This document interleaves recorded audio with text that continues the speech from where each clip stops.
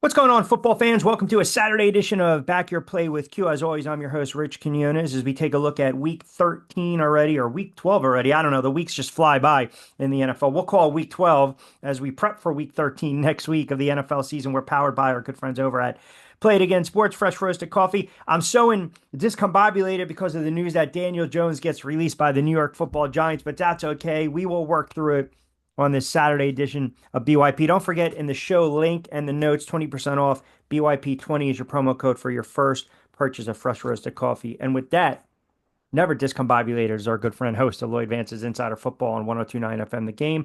Give him a follow on X at Lloyd Vance. You can catch the show on Mondays 8 to 9 as well. Lloyd Vance, how are you, my friend?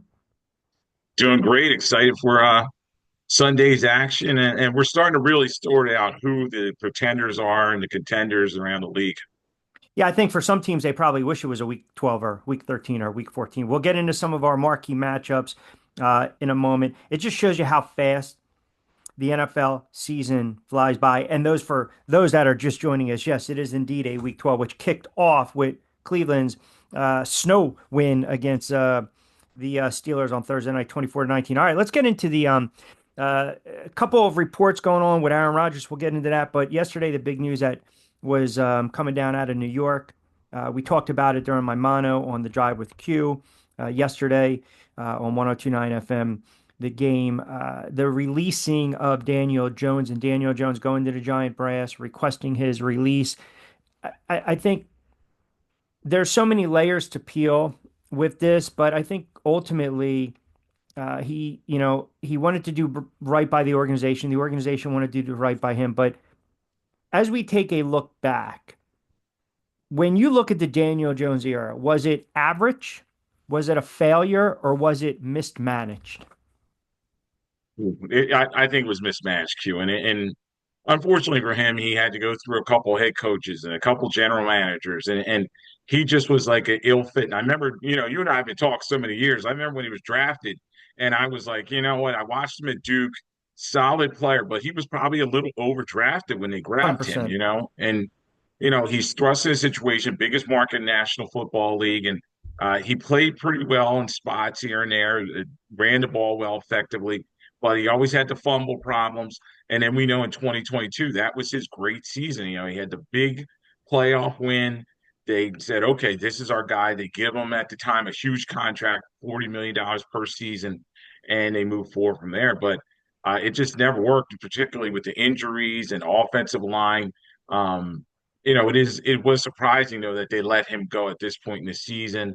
Typically, teams will just kind of hold on to somebody, but it was clear they did not want him on the roster any longer. Yeah, and again, some false narratives out there. Well, if you paid Saquon, you're not paying. I mean, enough already. Just move on. Saquon's with the Philadelphia Eagles. Saquon Barkley did not want to be with the Giants anymore. He pretty much made that clear by his actions, his tone, and his behavior. And I don't care what anyone tells me different. I'm not buying it. I'm not believing it. The Giants, I said last year, should have traded him, and they could have got value for him. They chose not. It bit him in the ass. It's not the end of the world. He's not running for the type of yards he's running for this year behind that line. To your point, Jones had that breakout campaign. They went on the road. They beat Minnesota. He played brilliantly. And then they come back in the divisional round. They got waxed, but they exceeded expectations. They overachieved that season. And the Giant brass decided this is what we're going to do. Now, I have no problem with them releasing him. And again, the false narrative, how do you stick him on the scout team? Look, he just basically, it was one of these things where I'm going to be demoted. Hey, you need me to just be at practice. He was not going to be engaged. Why hang around for 7 more weeks? I told you this on the record. Once they're 2-8, they bench him because they had to bubble wrap him because ultimately they weren't going to play him in case he got injured. Now, it's funny because it seems as though the GM, the current regime, kind of misled Drew Lock saying, hey, you're going to be the backup quarterback. And instead, they're going to Tommy DeVito on Thanksgiving Day game. DeVito, Cutlets, and Rush on Thanksgiving. Dallas and the Giants have fun with that at 4:30. Try to not to spit up your turkey. But listen, I I think it was a mismanaged era. I think Daniel Jones had some really nice moments with the Giants. I also think Daniel Jones had a lot of bad moments with the Giants. The bad moments outweighed the good moments. I think he's a good kid. I definitely think he has talent. I don't believe he's the right fit for New York. I don't believe that he is going to be a 10-year starter in the NFL. Now, case in point, he already started 5, 6 plus years, but I just see him as a maybe backup. We know how the NFL is, and this is the kind of the question where I'm not hedging my thought, but I'll ask you this. This league is full of retreads, or as I like to call them, reclamation projects. Baker Mayfield, Jared Goff, Geno Smith, Joe Flacco's getting off the sofa, right? I mean, we can kind of pinpoint what franchises he might land at as opposed to looking back. Let's look forward. But do you believe Daniel Jones has the talent to be a starter in the NFL? And if he is, does it have to be the right fit, the right coaching staff, the right roster around him? I mean, he will get an opportunity to be a starter again, and it'll be at the bottom end of the National Football League. A lot of these guys, they go to franchises, they say, okay, they need somebody, so they'll throw him in here But as is a that the former smart starter. move, though? But if I'm him, no, I say I don't go to one of these bad teams. I go to a good team and be a backup. It's kind And of like what learn. Sam Darnold did with the Niners last year. He was there. He was able Another to be in a example. good Thank you. situation. You see Carson Wentz now. He's in a good situation with the Chiefs. You know he's not going to play, but he's there. He's learning. He's in a good organization with a good coach. And so if I'm Daniel Jones, I'm looking around for the best opportunity where I can kind of reboot my career. Look at what Baker Mayfield did. He got a couple opportunities. He went to the Rams. That was a good spot for him at Bay. He was able to learn in that system. And now you see he's with the Tampa Bay Buccaneers, he's kind of turned his career around. So um, he's going to get his chances. I remember covering Jeff Garcia with the Philadelphia Eagles. And you remember that run? Everybody thought he was done, and he came in. He was a good soldier, good backup. McNabb gets hurt, and then he got his opportunity. So Yeah. Jones, that's what I think is going to kind of happen Yeah, with they him. beat the Giants in the wild card game. Akers' field goal late. Sam Darnold, I totally forgot about that. That's an excellent point. Reclamation projects. Listen, it's unfortunate, but it's the NFL. It happens, and I think the kid showed a lot of class. I think ultimately, if you back me in a corner, I think it was unfulfilled, unfulfilled, unfulfilled, or unfulfillment, and also mismanaged. Because I remember that game against Tampa, his debut. He was unbelievable. He showed flashes. He was throwing the Washington game. He threw for 400 something yards or close to 400 yards and 5 touchdown passes. Like I saw, I think his rookie year, he had 4 games or 3 games where he threw 4 touchdown passes. Like, we don't see that. So there's going to be a spot for him. It's just a matter of where. The other news that's coming down, and it was reported, I think Rossini mentioned it or tweeted out a report from the Athletic that there's a growing sentiment now that the Jets will either place Aaron Rodgers on IR, bench him over the next couple weeks, or possibly they can cut him. He still wants to play in 2025. Now, I don't typically like to wax poetic. I don't typically like to gloat, but I feel as though I'm the only one that saw this. I feel as though when I said this 2 Marches ago to go after Lamar Jackson, to stay away from Aaron Rodgers, he's not going to last a season. It's going to implode. We saw what happened last year. We're seeing it with this year. You want to talk about one of the worst moves in the history of New York sports and the history of the National Football League and the history of the New York Jets. I give you the move to bring in Aaron Rodgers because you placated him. You kept Hackett. You wanted to bring in Lazard. You wanted to bring in Adams. I gave you weapons, Wilson. I gave you Brees Hall. I gave you a good defense. He is a shot quarterback. Like, why are we so reluctant to see that this was such a colossal mistake? And it cost Joe Douglas his job and Robert Saleh their job. And the sports public, it's always we always look to the past and we always expect past results to be the with today, and it's just not the case. And he's almost 41 in a couple weeks, and we saw rumblings this last season with the Green Bay Packers. LaFleur and him were not on the same page. He was not playing well, looked disinterested. And yes, he got the opportunity to come to the Jets. Unfortunately, he got hurt 4 snaps in, and that just changed the whole trajectory of things. I think last year may have been a better situation for them. This season, just everything seemed to be going awry for this Jets team. Particularly talking about Salah, I just did not think he was the right coach for an offensive-minded quarterback like Aaron Rodgers. And then he wanted to play junior GM, as you were talking about, Q bringing in all his different cronies and building his roster his way, and his just not worked. And it wouldn't surprise me. Yes, they're 3-8. They're not going anywhere. Um, why not kind of tank, quote unquote, and kind of get a high draft pick, see where they can go because they're going to tear this thing down. They're just like the Giants, another team I think are going to tear this thing down and then build anew with some younger players. Well, listen, we'll figure out how it lands. If you follow Tankathon, you see where these teams are going to draft right now. I mean, it helped the Giants out that Cleveland won the other day. But to your point, with the mismanagement of the rosters and the coaching staffs and the bringing in these guys and thinking you can, uh, squeeze a nickel, squeeze a dime out of a nickel, so to speak. You have two franchises now in a major market. And the Giants, the thought is, okay, do you go after a bridge? Do you maybe bring in a Sam Darnold? Do you go after a Kirk Cousins? Do you try to trade for Trevor Lawrence? Do you trade down with your draft pick if you get the number one overall pick? And then you look at the Jets, and again, I think it just shows that if you put all your eggs in one basket, I mean, at least with Brett Favre, pardon me, they were 8-3, and then he got hurt. They had the big win against Tennessee. They were 8-3, and then it never panned out. But he showed you flashes. Rodgers hasn't done that.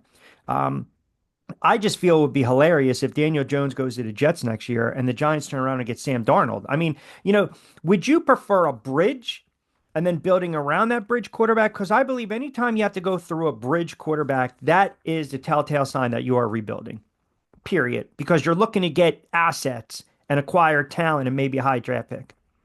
Right. And what both these staffs need to do is look at their roster, see where they go from there. Now, if I'm the Jets, they have a very good running game. They have a pretty solid defense. They could rebuild that team, and yeah, they could be like a Todd Bowles' Jets or Todd Bowles' Bucks. Where they're winning games, not having that superstar quarterback and leaning on other areas. So maybe the Jets could possibly do that. But the trend now too seems to be all these guys want to get their young stud quarterback, a top five pick, and then build around him. So I think that's definitely what the Giants are going to do, and the Jets probably may go that direction. They're But the yeah, Jets are in a very precarious position. You fired the head coach 5 games in. He had to be a scapegoat. It didn't light a spark. They fired the GM. It's not going to light a spark. There's thought about benching a Hall of Fame quarterback that's on his last couple of wheels, right? A couple miles left. I mean, if you're the Jets, there are again, Rex Ryan openly petitioning for the job. You've got some names out there. I think Ben Johnson's going to be a hot commodity. Mike Grable. I still think Belichick, even though that would never happen. Um, I feel as though like if you're going to have to hire the GM first, who's going to want to hire his head coach, and the head coach is going to want to hire their coaching staff. Aaron Rodgers at this age is not going to turn around and want to learn a new offense. It's just not happening. So I think it's going to be, interesting. In the report that Woody Johnson wanted him benched after the Denver loss, it's just, will this go down as one of the worst moves in NFL history? it is right up there with Deshaun Watson guaranteed contract by the Browns. I mean, you got to put them both up there. Major failures, and they're franchise killers, and these two franchises, whether it's the Browns or the Jets, they're going to have to pick up the pieces and rebuild, but it may take a number of years. Well, listen, the Browns can't go back to Deshaun Watson. They can't just keep playing Jameis Winston or try to draft a quarterback again. I mean, they pulled off a nice win the other night. I thought it was going to be a letdown spot. I liked the under in the game. It was great logistically to watch in the snow. Pittsburgh, they'll figure it out. They're still going to be a playoff team, but that kind of starts off week 12 minutes. We look at some of these marquee games, and again, Saturday edition of Back Your Play with Q. I'm Rich Quinones, Lloyd Vance, kind enough to join us. Powered by Fresh Roasted Coffee. 20% off your first purchase. Holidays right around the corner. Get in right now. BYP20 and save you some money. And of course, Play It Again Sports, 1450 Clements Ridge Road, Deptford, New Jersey, open 7 days a week. Black Friday sales right around the corner. They'll give you the best bang for your buck. They'll take store credit. They'll give you cash on site, use sports equipment, and more. New store located in Mount Laurel opening up as well. All right, let's pinpoint 4, 5, 6 games that I think are pretty interesting. Listen, that Vikings Bears game, Minnesota's on the road, laying 3.5. The total is 39.5. Chicago's in at plus 155 on a money line. I don't think the Bears are going to win another game, but if you're Minnesota, here's an opportunity where you have a pretty solid record at 8-2. This is a don't trip up game if you're Minnesota. That's the way I look at it. Now, we don't know how the weather is going to be. Darnold's accustomed to playing in nasty weather and wind and cold, but the reason I bring this up is I'm looking at Minnesota's schedule. They have Arizona coming up. That's going to be a tough game. Atlanta might be tricky. They get the Bears again, but then Seattle, Green Bay, and Detroit. So their margin of error, if you look at the NFC, which I think is more a cluster when it comes to these playoff races, they don't have a ton of margin of error. Now, still got Green Bay and Detroit in that division, and obviously Detroit's a front runner, 9-1 with the best record in the NFL, or tied with Kansas City. But I think this is a good spot for Minnesota to kind of, I guess, keep the momentum going and make it four straight. It's an interesting one, Q, because you have a road team that's a favorite, and the Bears are still fighting. I know Caleb Williams is inconsistent, and he just gets past the game together. But Minnesota, they lead the NFL in takeaways. So I think that's going to be the key to this game, Q. I think Caleb Williams gets frazzled because that offensive line, let's face it, the Bears line is not blocking very well. He's getting sacked, he's getting hit, harassed. His pressure rate's the highest in the NFL. So I think that Minnesota will get after them, and you'll see a good quality win by them. But the thing is, Q, as you said, they got a tough schedule coming up. They've already lost to Detroit, and they're going to have to fix this thing if they want to be a true contender. Detroit's laying a whopping number at 7.5, and I say whopping tongue in cheek because they should just absolutely rout the Colts. I thought this number was going to be at least 9.5, 10. Pats and the Miami Dolphins, that doesn't move me. Tampa Bay and the Giants. Here's it, ready. Here's a team, NFC South here. Tampa Bay, they're 4-6. They had that great start to the season. Everyone was talking about Baker Mayfield, throw him in the MVP. They're going to be a surprise. They should win the division. It's a, soft division. It's not a competitive division, if you will. And now all of a sudden, they've kind of come back down to life. I mean, you lose that game against Baltimore, and they fought, they scratched, they clawed. Same thing against Atlanta. Tough loss against Kansas City. Had an opportunity to beat San Francisco. I mean, these are tough losses. They were a 4-2 team after they scored 51 against the Saints, and they sit at 4-6. They can be a 7-3 squad. This is a must-win opportunity for Tampa Bay, and we know about Tampa Bay on the road in the cold through their history. I know it's a different animal this time around. Evans should be coming back, but I think you're getting the Giants at the perfect time because the Giants don't score touchdowns. They kick field goals. Yeah, they don't score in their own stadium, especially now. You got a No, new they quarterback don't. coming in, and Tommy DeVito, and Malik Neighbors is banged up. They're not sure if he's going to play in this game for the Giants. So a lot of things work against the Giants in this one. Tampa Bay, as you said, they're on a losing streak. They need to snap this. Getting Mike Evans back, I think they put up some numbers against a struggling Giants team. Is there any thought to the Giants at 2-8 playing out the string right now? You're still going to get it on tape. Obviously, DeVito wants to show he can hang around and play in the NFL a little bit. There's a part of me that says it's going to be just sling it. Go out there and have fun, kid. Right? Because then all of a sudden, you're going to have a short week, national spotlight, Dallas. Everyone's going to watch that game on Thanksgiving, whether it's going to be an ugly game or not. I guess my point is, if you're Tampa, should you be weary of a Giant team that at this point has nothing to lose? And I don't think the Giants come out flat because they released Daniel Jones. I think, Daniel Jones was a beloved figure in that organization, in that locker room. But ultimately, we're creeping into December. Like, everything's on tape now. Like, if you mail it in, that's on tape. If you quit, that's on tape. If you play hard and you show hustle and heart, that's on tape. If you make plays, that's on tape. The coaching staff wants to see what they have going forward. So I guess in short, is this a spot where you think the Giants come out a little more loose, have a little fun, and make it a competitive game? I definitely think they're going to try their hardest to make themselves look good and say, okay, maybe we'll fight for Daniel Jones now that he's gone, and maybe he'd be a little angry or something. And you just saw, the Browns had nothing to play for, and they played the Steelers very hard, and they get a win. And the NFL is so parity league, and these teams are so close. Yeah, the Giants can keep it close, especially if the Bucks kind of overestimate themselves and look past them.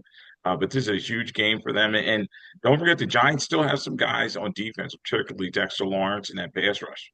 Yeah, Thibodeau comes back as well for whatever that's worth. There's a lot of overblown lines, 6+7, some double digits, but one of the teams I've been impressed with this year, they're going on the road. AFC West matchup, Denver traveling to Vegas to take on the Raiders. That'll be a 405 window CBS. Denver's laying 6. Total is 41.5. The Raiders are plus 215 on the money line. Denver has shown they can have an explosive offense. That quarterback limits mistakes. And Sean Payton is getting the most out of a young quarterback, but I've been more impressed with their run defense. We know the Raiders' offense; they've had some struggles, whether it's with Gardner Minshew or going back to McConnell, O'Connell, and then Ritter as well. But Minshew's not the answer. We know that. That being said, I do like Denver in this spot. I wish the line was a touch lower, maybe 4.5, but I can live with laying the 6.5 Denver on the road. Yeah, and I agree with you, Q here. And Bo Nix has really turned out the Denver Broncos team 6-5 now, as you said, and they're explosive. So Nix is getting that ball out of his hands. He's moving around the pocket, playing better than any other rookie quarterbacks, getting the ball to Sutton, to Mims, and then they're starting to get a running game as well. So that defense, they're better than a lot of people think. So I think they're going to do a good job, and they're going to probably get some turnovers, and this could be a laugher once the Raiders start turning that ball over.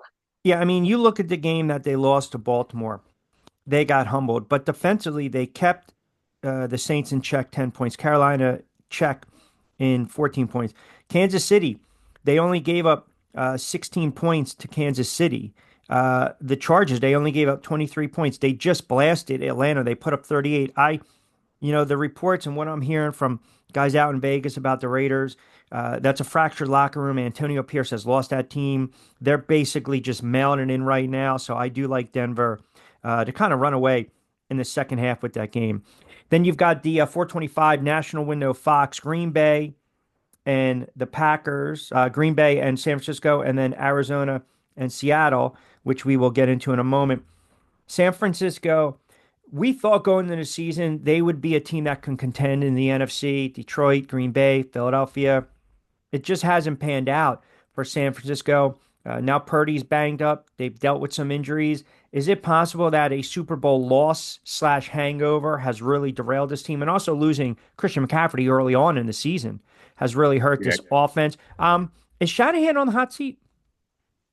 Now, Shanahan's not on hot seat. He's one of the best young minds in the league, but this is just a down season for them. And as you said, everything what could go wrong has for them. And now they're not going to have Purdy this week. Allen's going to have to give it a go for the Niners. And Green Bay is very desperate, and they're home. It's going to be bad weather out there, and you're not going to have Nick Bosa, and it's a bad spot for the Niners. And I've seemed to say a lot over and over to you, Q, about these Niners. It's a bad spot for them. Just something is amiss with them, particularly injuries. You got a roster that's overpaid, and you're wondering about all right cap ramifications, and then now they got to worry about paying Purdy. So it's a lot going on there. Green Bay's laying 5.5. I'm curious to see what the weather is going to be as well. I do tend to slide towards the under in this one. 44.5. St. Fran's plus 200 on a money line, so you can see their dogs in that regard. And then my Arizona Cardinals just tearing it up. That is a tough road contest, an opportunity to go into Seattle, a Seattle team that is such an enigma, a Seattle team that doesn't have that home dominance like we've seen in the past with the Russell Wilson era, Pete Carroll, Legion of Boom. But how about the Arizona Cardinals? I mean, Kyler Murray, we can actually make a case for him comeback player of the year. I mean, he's really playing smart football. He's engaged. They got a good offense. They can run the football. Their defense is making some plays. They don't light up the scoreboard at times, but when they do, they really light it up. I mean, they've shown this year in a couple of their wins, right? They put up 31 against the Jets, 29 Chicago. They had to outscore Miami, 24 against San Fran, 41 early on in the season. Once they beat the Rams 41-10, that kind of opened my eyes. And Murray is just he's he's locked into the point where he's not making mistakes, Lloyd. He's only thrown 3 interceptions. He's not taking a ton of sacks. I love what I'm seeing from Kyler Murray. I love Arizona on the road to defeat Seattle on this one.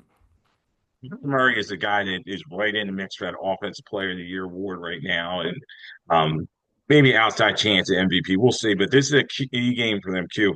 Seattle has beaten Arizona 5 straight times. Hmm. So Arizona, if it's time to jump out, this is the week to do it. The back and forth on this game. Geno Smith, though, is tied with Patrick Mahomes in terms of leading league in interceptions with 11. Geno will turn the football over, and as you said, that Cardinals defense has been opportunistic with Buda Baker and those guys. So I'll go with Arizona at a close win here. I didn't think Seattle they had no business winning that game last week against San Francisco. And listen, they've had some games where when they've lost, other teams have pulled away. Detroit, week four, beat them 42 to 29. Buffalo, a couple weeks ago, beat them 31 to 10. You know, the Giants had that blocked field goal run back. That was an aberration. San Fran beat them by 12. They pulled away in the third and fourth quarter. I kind of sense they'll hang around. Arizona will pull away late in this game. And that's a really interesting point that you brought up about Geno Smith and the interceptions because it'll lead me into the Patrick Mahomes conversation in a moment. But I want to get into the Eagles and the Rams. Philly's laying 3. They're 8-2. My bold prediction of them missing the playoffs is way off. They're going to compete with Washington to win the division. They might get that 2 seed. They might get that by Sunday night, 8:20, NBC window, national stage right now. But my gut says this might be a letdown spot for the Eagles. And I know you want to ill afford to lose conference games, divisional games. Absolutely. You can afford to lose an out of conference game. I feel the Rams, though, are such an enigma and they're very inconsistent. I'm not putting any stock into the win against New England, but they have won 4 out of 5, I believe. You still have Stafford. You still got some weapons. They can run the football. I think they're going to put up points in this game. I think this is a game where maybe Jalen Hurts struggles a little bit. And oh, by the way, there's no Devontae Smith for the Philadelphia Eagles. So a lot of it now I can key and double on Brown, maybe get the tight end involved, or are we going to see a heavy dose of Saquon? So start with the Rams first. Do you think they have a puncher shot in this one? Oh, definitely. It's a fast track there at SoFi Stadium, and that offense is clicking. Now they've got Puka Nacua back, Cooper Cup. They're able to move the ball very well. Kyron Williams is playing great, and Matthew Stafford looks like his old self. I know he's 36, 37 years old, doing a good job protecting him. The offensive line, though, is a little patchwork for the Rams. So that's an area where the Eagles may be able to attack them with Zach Bond and some of the other guys on that defense. But I've been back and forth in this one, Q. The Eagles, we've talked about this. Uh, they haven't really beaten anybody. Washington was No. not the test that I thought it should be, but I think the Rams, they're a better team than their record. So they're 5-5, but yes, they've won 4 of their last 5, and they've gotten pretty hot. This is a battle where the Eagles secondary, that's everybody's reading their press clippings, they're going to have a tough time. So been back and forth on this one. I still think though the Eagles win it on a field goal, but you got to beware the home dog and the Rams. You tweeted out the other day you were a little concerned with the carries of Saquon Barkley. Through 10 games, he's already touched it 197 times. He's averaging a career high 5.8 behind that line. He's having a monster season. He's offensive player of the year, MVP. I mean, listen, he's healthy, he's happy, he's engaged, he's running over people, running, jumping over like the Matrix. He's doing whatever he needs to do, right? But um, you're talking if you break that down, he's right around 20 touches a game. Now, eventually, if we get into the heart of December and late and they're trying to lock up, say, that top seed, if Detroit trips up, they're still going to have to rely on that ground game, right? You're still going to have to pound the rock no matter what, even come playoff time. But leading up to that, are you concerned with the touches already? So he's on pace. I mean, I'll pull it up and I'll get your thoughts on this, but he's on pace right now for 335 carries and just under 2,000 yards. So 335 carries. The most he's carried in his career was 295 in 2022. That was his best season overall, besides his rookie season, but coming off the injury, 295. So now you're talking another 50 something on touches. Concerned with Saquon Barkley and the usage? Definitely, he's only played one full season in terms of every single game. That was Rookie year. 2018. Rookie year. So, it's always something. He's had nagging injuries. I know Saquon's like, look, I left that in the past in New York. And the Eagles, he has a big plus in that offensive line, running blind Mulata and Becton and the rest of those guys up front. They did doing a great job for him. But that's a lot of touches. And the Eagles rely on him. And as they should, he's done a great job for them in terms of saving their bacon a lot of times, just even their last game, those last two TD runs, close that game out in very close situations. He's the guy that's holding this offense. It's not Hurts. He's doing a nice job. And it's going to be interesting this week. I really think the Rams are going to kind of load the box and try to see if they can take Saquon away and then go from there. Yeah, which means if Hurts rolls out, you have to contain him. Look for the tight end to get into the mix as well. Last game to close it out, Ravens and the Chargers. I love what Harbaugh's doing. You mentioned he's good for about 2 to 3 plus wins. I would have loved the Giants to have Justin Herbert. I'm a huge fan. The Ravens, I think, are a flawed team. Now, I know people will make the argument regular season, Buffalo, Baltimore, Kansas City, come playoff time, neither of those teams can go into Kansas City and beat the Chiefs. But first things first, if you're Baltimore, you got to worry about winning that division. Now, you got to break the other night because the Steelers lost, but something seems a little amiss by the Chargers. And I feel as though I repeat myself a lot. I'm sorry, something seems amiss with the Ravens, but I feel as though I repeat myself a lot with the Chargers. Here's a spot for them. If they win, you say to yourself, okay, now they're legit, right? Now they're legit. Okay, you beat New Orleans, Cleveland, Tennessee, Cincinnati. Not impressive. Now you got Baltimore. You beat an MVP in Lamar Jackson. The battle of hardballs. Here we go. I feel as though this is Justin Herbert. He's locked in right now. And I feel as though the ball's coming off his hand quickly. He's reading the defense. He's going through his progressions. They can run the ball even with the loss of Eckler, who's really standing out in Washington. I feel as though if the Chargers want to be taken serious, this is the game you have to win. Yeah, it's interesting. It's a hard ball, and you have, I call them the Ravens West out there with the Chargers. They have so many guys that are former Ravens, including their general manager and J.K. Dobbins, who had a renaissance, and Gus Edwards. That's the running backs that are going to be coming after the Ravens. The only thing is John Harbaugh is 2-0 versus Jim Harbaugh, so he seems to have his number. And the thing is, Lamar Jackson's got to play better. Yeah. He's been very inconsistent the last couple of weeks. Everybody saying, yeah, he's back to MVP form, but he's got to cut down on his interceptions, not go for the big play, just try to nibble a little bit and uh, move the chains. But then also on the other side, Herbert has done a great job, as you were saying. He has maintained his composure. He's not turning the football over. He's not getting sacked as much, Nope. leaning on that running game. The defense is finally coming around.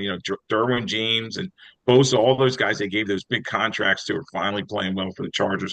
So this is going to be a fun game. I expect it to be hard hitting and low scoring, but somehow I think the Ravens will find a way to win this one, especially with the Steelers losing to the Browns.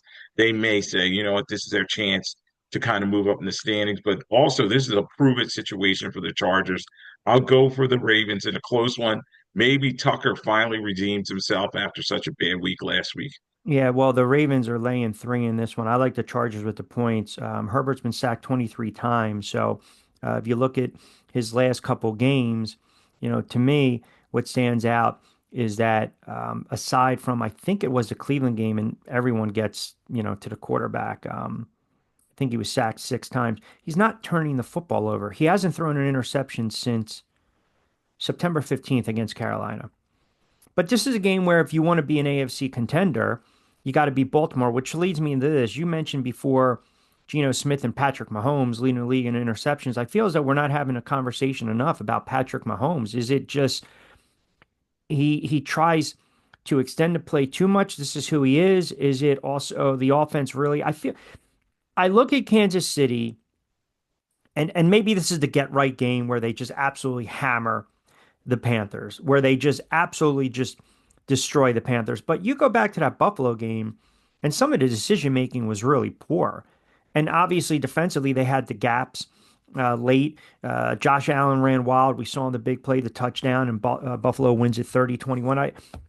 If you were to kind of take a step back, and it's tough unless you're watching the All 22 and these breakdowns, why does it appear Kansas City's offense is struggling as much as they have been? Is it because they don't have that true legit number one receiver, the loss of Pacheco, the line, maybe an older Kelsey, maybe an inconsistent Mahomes? What do you contribute their struggles to? There's a variety of things, Q. I've seen it, and in particularly their tackles. They have the best interior line guard, center. I mean, guard, center, guard. Right, right, right. They're just great. Those three guys are great up inside, but the two outside protectors are not well. I don't think Mahomes is comfortable sometimes. He's rolling out. And the big thing is he's trying to force the football when he shouldn't be. Particularly Kelsey is not getting open the way that he used to. And then someone has really not stepped up since Rice got hurt. So, you know, they're hoping D Hop can kind of turn back the clock and get him into the mix and make some plays for him. And I just think they're also kind of conservative too. They have no problem punting the football. Andy Reid has no problem there kicking a field goal. You saw that, where in Good the point. Denver game they kicked the field goal and say, "All right, my defense under Spagnuolo is playing very And they well got with bailed Bolton." out in special teams. Yeah, with Bolton and the rest of those guys. So the other two phases, special teams and defense, are playing very well. But the offense, you're right, something is not right with these guys. They're inconsistent, but they're showing that championship medal. They're always finding ways to win, and it's going to be fun to see. Uh, you know, Going forward, obviously this week they're going to kill Carolina. I think they're going to run the score up, and they're going to show everybody we're back after a tough loss. But going forward, as they have some tougher games down the line, if they can show that they can repeat.